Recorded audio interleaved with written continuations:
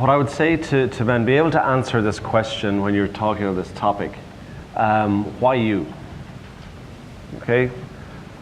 And what I mean by that is we can throw out all of it's the right thing to do and the statistics say this and all of that, and you know, if you're living in the corporate world, all that sounds like is there's an edict that this person is repeating the edict and off it goes.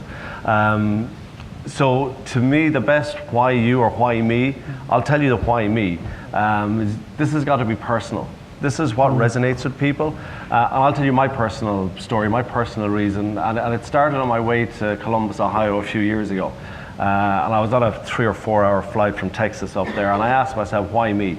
I got asked to join. There was one of probably about a dozen or more Dell executives that went up to this session in Columbus. I asked why me, and the initial answer was, well, our president of our EMEA operation asked me to go, so I wasn't going to say no to him, okay?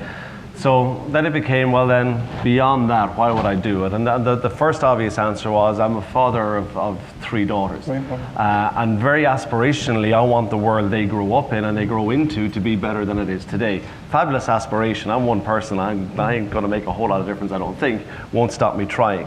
Now what's evolved over the years since then is kind of incidents and things that have happened in my life, in our life, because my wife is here as well, that have kind of, and been through the MARC program has helped me a huge amount in this.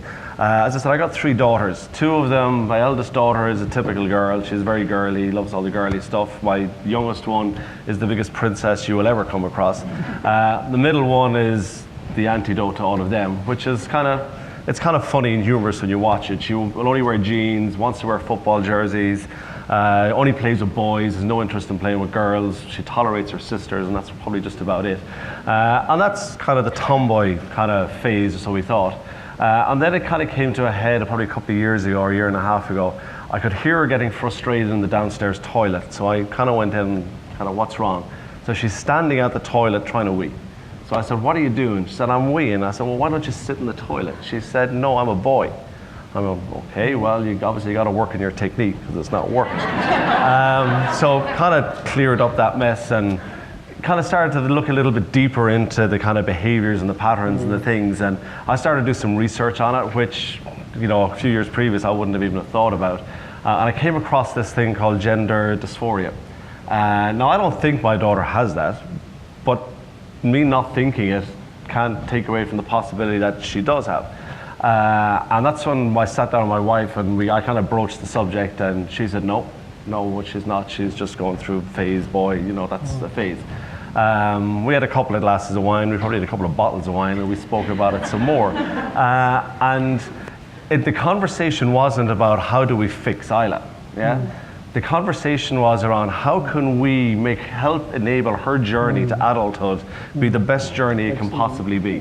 I don't want to change who she is. I don't want to change who he is if that's what it turns out. I want her to have the best possible route to where she needs to get to. That's my job as a parent. It's our job as parents to go and do that. And one of the other interesting things that came out of it, there's two interesting things I'll share with you. One was, there's probably less than half a dozen cities in the world we could end up living in, because we can't live where we live if that's what Isla has to go through. She won't be able to go through that. The society there will not enable that. This is one of the cities, actually. New York is probably someplace. Although, given our first night here and a while out last night, I need to earn a lot more money to live here. That's the first thing. The second thing, I get asked an awful lot about, people comment on my hair. I'm not the most regular of kind of IT executives. Now, the reality is I've had long hair pretty much on and off most of my adult life, but I'm kind of not a million miles off 50. I'm probably about time I stopped doing it. But there's a reason why I don't and why I've kept it as it is Isla wants her hair short because she believes that's what boys look like. And I don't want her to think she has to have a label. There's a label on her. She's got to look a particular way to be a particular way. So I've sat down with her and said, well, Daddy has long hair. He's a boy. So you can have long hair and do all the boy things you want to go and do. So that's the kind of the personal story I have. And I think if you want to be sincere and you want to engage men on this topic, have your story. But have it real to you. It doesn't have to be dramatic, it doesn't have to be anything, but it's got to be your story, because that's what people latch onto. They don't latch onto statistics. They don't latch onto corporate edicts. They latch onto individuals who have a personal story on for whom this journey is real. So that's what I would say to you. Those men who stood up, find your story, speak your story and share it with people, and that's what brings people with you.